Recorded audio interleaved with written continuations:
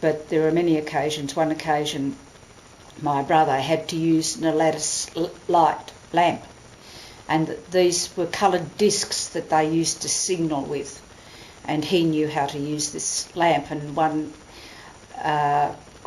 airplane was lost at night time and didn't know where to land, so he had the lattice lamp, sent the message to the planes, flew very slowly in those days.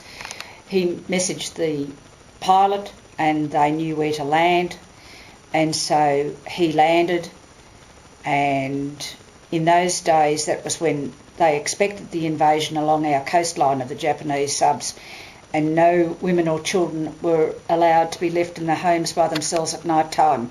So my father got me out of my bed and with my mother, and we all had to get into our car and go to the aerodrome where this plane landed, and with my brother and his uncle Pat Tedder, and my father removed the pilot from the plane. He was safe, but had to take him away from the plane while my brother and my uncle guarded the plane with their .303 rifles.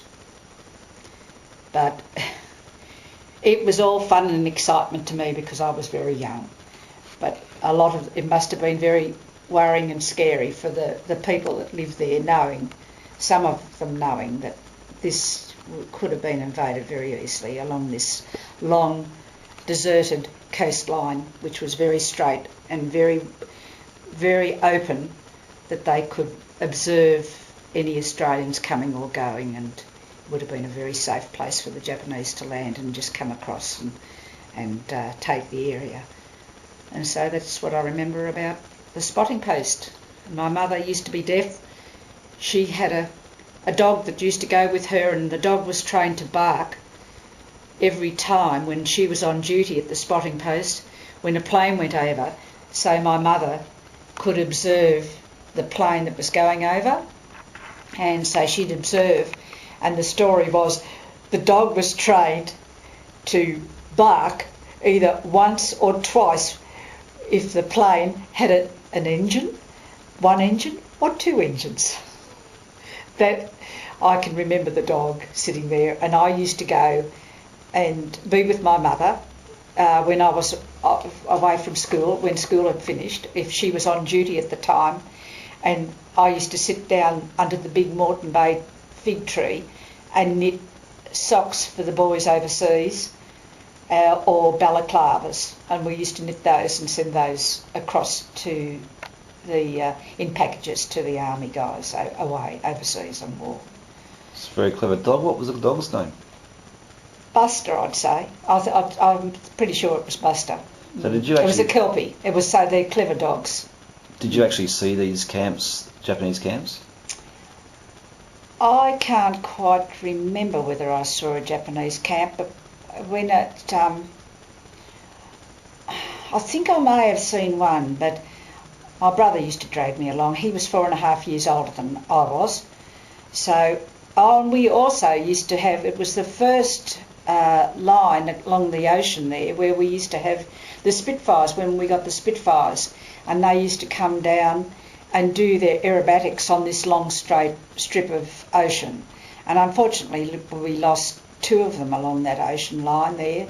2 Spitfires went in when they used to practice aerobatics and loop the loops, and actually one was a local, I think his name was Captain Thurston, that actually went in also into the ocean. Of course they were never rescued. But another thing was that they brought out night goggles for these for pilots to fly at night time, and I can remember that my brother and I went down along the Wamberal beach, and flyers that didn't come out of the aerobatic turn, we found his goggles.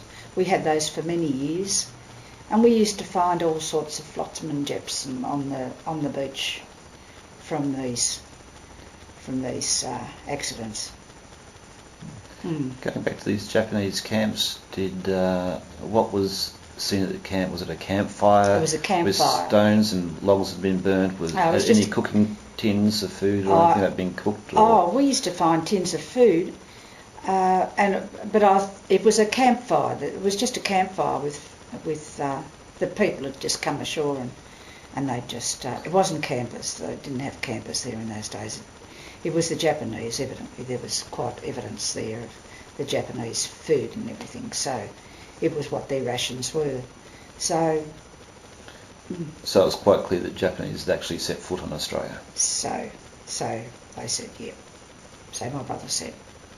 He was older than me, and he said that, and he witnessed it all, and he took the rations. Do you recall your father saying it as well? Oh yes, yeah, yes, I can recall my father saying it. And your uncle? Oh no, not my uncle, but I can recall my father saying it. He was a member of the spotting post, was he? My father? Your uncle? My uncle? Oh yes, my both uncles. What other uncle? Uncle Pat. He was Pat Tedder and James Tedder.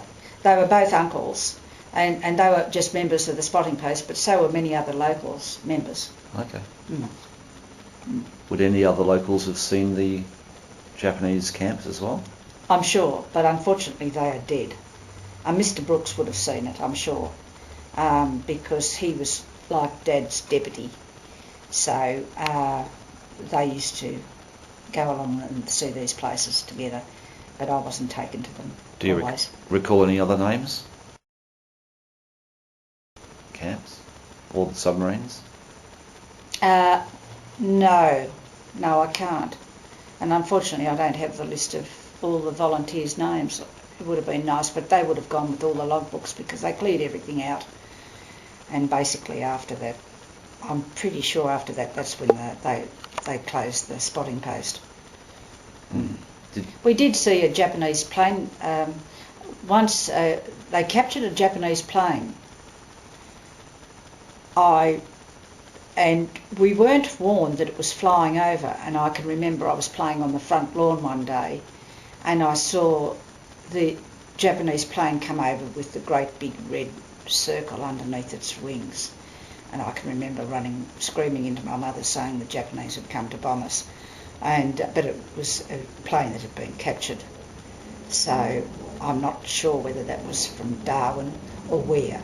But they actually got it flying and flew it down to Sydney, but unfortunately they didn't warn us that it was coming. So it was not a pleasant. I can still remember that day very clearly. It wasn't pleasant. Do you remember what type of plane it was? No, I just remember that it was a one-engined plane, Japanese plane that came over with the great big red circles underneath its plane. Mm-hmm. These men that came... Wing.